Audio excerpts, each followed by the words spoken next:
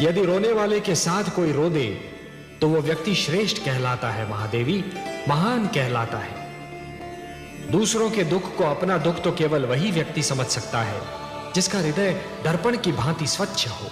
ये मैं बार बार यही कहता हूं कि कभी किसी को किसी का बुरा नहीं सोचना चाहिए, क्योंकि जो भी व्यक्ति किसी और का बुरा सोचता है अंत में उसका भी बुरा हो ही जाता है। जो भी व्यक्ति ये समझते हैं कि ये तंत्र मंत्र, ये सर्वनाश और अंधकार की शक्तियां केवल किसी और को ही क्षति पहुंचा सकती हैं, तो वो उनका भ्रम है। सत्य तो ये है महादेवी कि जो ईश्वर के सच्चे भक्त होते हैं, जो स्वयं ईश्वर पर संपूर्ण विश्वास करते हैं, ये तंत्र मंत्र की शक्तियां उनका बाल भी नहीं बांका कर सकती। इस प्रकार द्वेष और घृणा का मारा व्यक्ति पड़ोसी के घर को जलते हुए देख ये भूल जाता है कि उसी अग्नि की लपटें स्वयं उसका घर भी जला सकती हैं।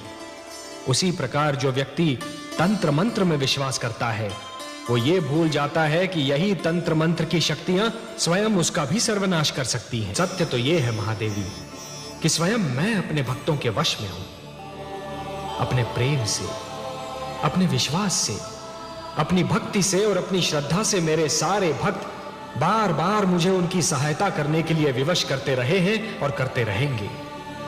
और मुझे अपनी इस विवशता पर कितनी प्रसन्नता होती है, इसका मैं क्या वर्णन करूं महादेवी, इसका मैं क्या वर्णन करूं। महादेवी, किसी भी व्यक्ति को तैरना तभी आ जाता है जब वो जल में गिर जाता है। आपके पुत्र प्रहलाद ने भी विकट परिस्थितियों का सामना किया, तभी उसका विवेक जागा।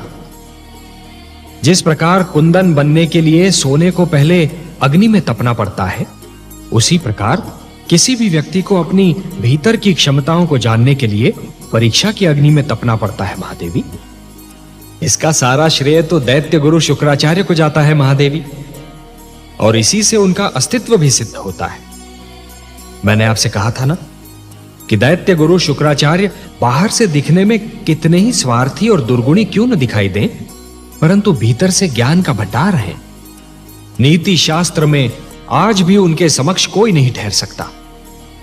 यह तो उन्हीं की शिक्षा का फल है महादेवी, जो आपका पुत्र प्रहलाद राजा का दायित्व निभा पाया। महादेवी, जिस प्रकार एक कृषक लहराते हुए खेत को देखकर प्रसन्न तो हो जाता है, परंतु उसके मन में एक आशंका रहती है कि क्या अगले वर्ष भी खेती यूं ही लहराएगी या सूखी रह जाएगी। मेरे मन में भी यही आशंका है महादेवी कि प्रहलाद की बनाई हुई परंपरा उसकी अगली पीढ़ियों तक बनी रहेगी या नहीं। हाँ, मेरा पौत्र विरोचन अब युवा होने वाला है। देखते हैं वो अपने पिता से कौन से गुण प्राप्त करता है। प्रहलाद की एक परीक्षा यह भी होगी कि जिन आसुरी प्रवृत्तियों को उसने बदल दिया, क्या वो उन्हें दोबारा उभरने से रोक पाता है। और क्या किया दुष्ट विरोचन ने? उस अधम ने तो हमारी पूजा बंद करवा दी थी। आप तो देवता हैं, आपको तो यह ज्ञात होना चाहिए देवराजेंद्र कि पूजा किसी के प्रति स्नेह और श्रद्धा की ऐसी भावना है जो यदि मन में जन्म ले तो कोई उसे दबा नहीं सकता, परंतु यदि मन में जन्म ना ले तो कोई उसे उत्पन्न भी नहीं कर सकता। परंतु हे परमनाथ, हमारी पूजा तो न जाने कब से निरंतर होती चली आ रही है। यज्ञ में समिधा डालते हुए नाम लेने को आप पूजा कहते हैं देवराजेंद्र? चरणों में फूल चढ़ाने को आप पूजा कहते हैं देवराजेंद्र? हाथ जोड़कर शीश नवाने को आप पूजा मानते हैं? नहीं देवेंद्र, यह पूजा नहीं है। पूजा तो दिखावा ना करने का दूसरा नाम है। अच्छे विचार है पूजा, अच्छे कर्म है पूजा, दूसरों की सेवा और परोपकार का दूसरा नाम है पूजा। केवल अपने लिए नहीं, अपने चहु ओर बसे हुए संसार के लिए जीना, यह है पूजा। किसी और की पीड़ा में तड़प उठना है पूजा, कि आप पूजा, पूज्य और पुजारी के अर्थ को ही भुला बैठे। और इसीलिए है देवराजेंद्र, जिस प्रकार अपने मार्ग में चट्टान को खड़ा पाकर नदी की धारा अपनी दिशा को बदल लेती है, उसी प्रकार आपके इस अहंकार को देखकर मैं भी आपसे अपना मुख मोड़ रहा हूं।